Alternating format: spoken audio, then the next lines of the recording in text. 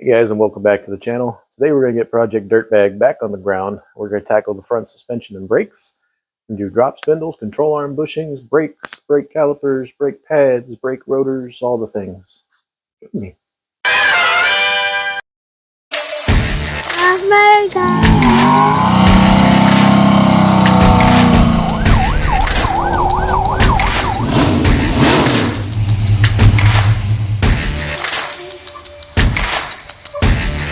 Castle nuts on each side and a big hammer, and I was able to get these lift spindles off.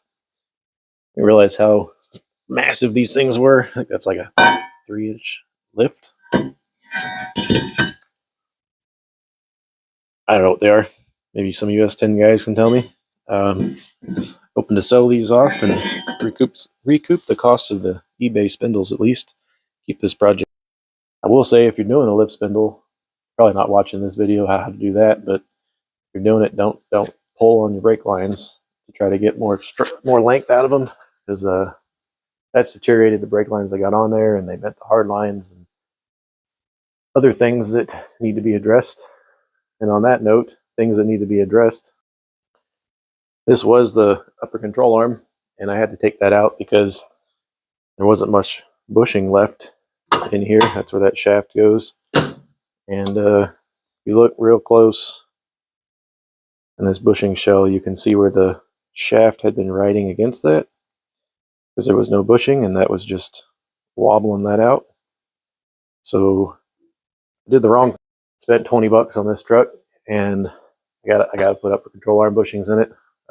Normally when I'm doing these type of projects, I kind of just get it down the road, but you know, the Moz will do it while I'm in there. So that should be coming on the UPS truck shortly. I'm going to get these shells out and get the other control arm out and get those rebuilt so we can put these spindles back on. Today's menu selections will be ball joint press and a little bit of fire and the impact. I set the long cup under here to catch this, and little guy here kind of press this through. Shouldn't take a lot. It's just a little piece of metal there. I'm just going to kiss this with some heat just to let it slide in there a little bit. I'm going to hit that with the impact and just let it go out. Join me.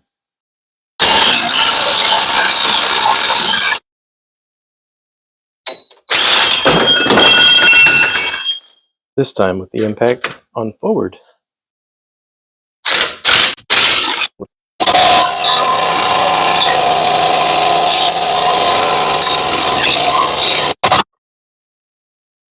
That was easy. You have to hammer on them. Just popped right out. See how bad these were. Oop, get the new ones. Get those placed in. Back on the truck. Take the other one off. Get those out too. We got the ones off the other side, and you can see where they're not really much bushing left in there, and this is kind of just wobbling around. So gotta do it. Gotta replace it and get this shaft out of here and press these out, and hopefully the mail truck's here with the new ones. So the mail finally came. I got the Moog bushings. We're gonna get this in here, doing it the wrong way. Now I'm gonna put it in the vise, give it a little bit of heat, lock this down on here, and I'm gonna tap-tap-a-rooney it down in here to the step on both sides, and then I'll cinch these bolts down.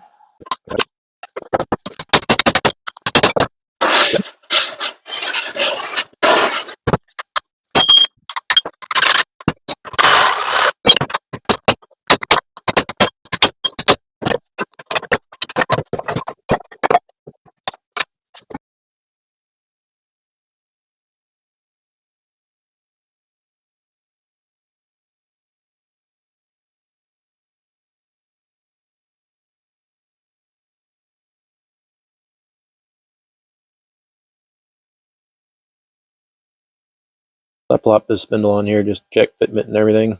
Put it on the ball joint. Put the rotor on there. Put all this on. I had to put an adapter, or I think it was a 3-inch. Might be the 2.5-inch. I had to put an adapter on the front because I'm running some Corvette rims on there. But when you do that and you're running a 17-inch rim, the rim hits right there. So I'm going to have to add a little bit more spacer, or maybe go to a tie rod end, which means money that I didn't want to spend on this. So leaning toward the spacer. But overall, everything fits pretty good on here with this eBay spindle. The only issue I had was right there, wants to come in contact with that front lip of the control arm, and I ground some of the control arm lip back, and it just didn't like having this came up square, didn't like having that right there, so I just nicked that with the angle grinder. Bolt still goes in fine, has plenty of meat, and now I'm clear.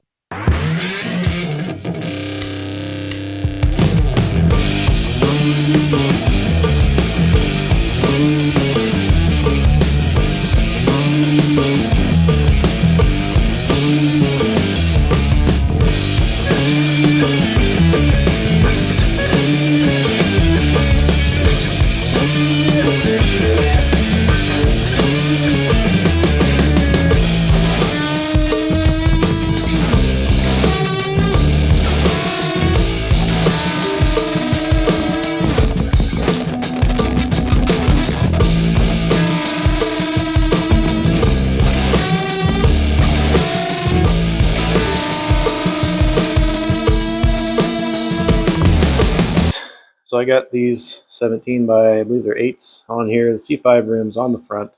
The only way I was able to get them to fit without hitting this tie rod end right here is 2.5-inch spacers up front.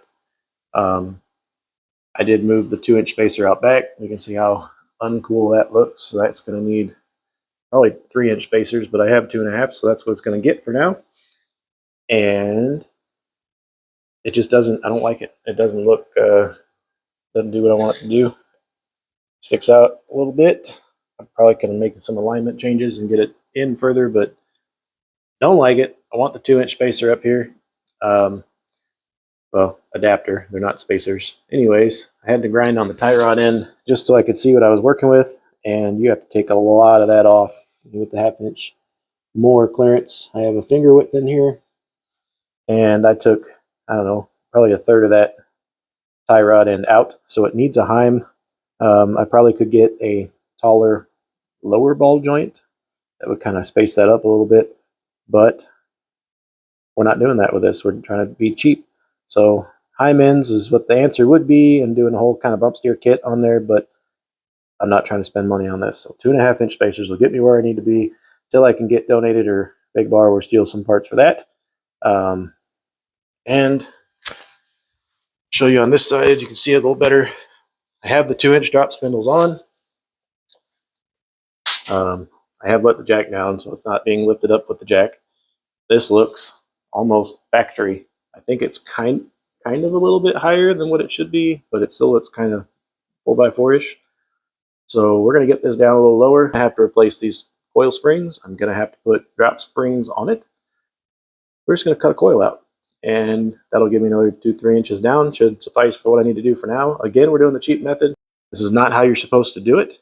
I'm not going and driving this thing right now. This is kind of mock-up. I'm planning on doing drop springs anyways. Once, you know, Black Friday, eBay, Christmas, Santa Claus, whatever comes and I somehow acquire some, I will be putting drop springs on there to do it right. I'll be putting the correct shocks and everything on there.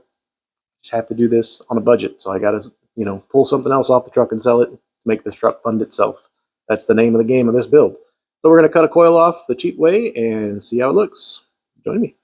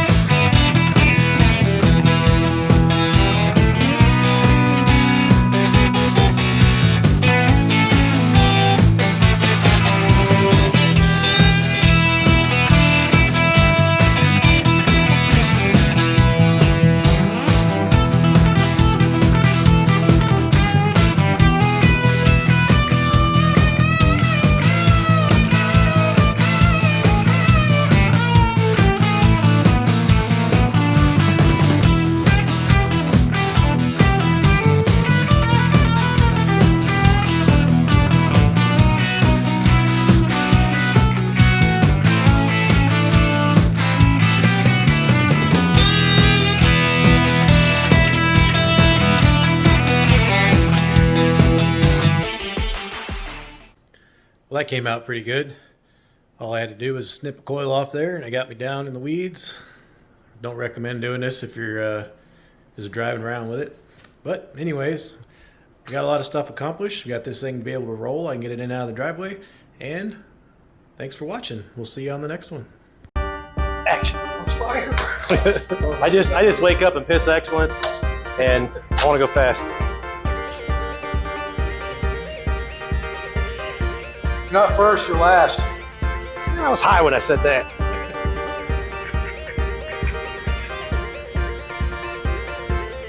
Did real good. Car ran real good.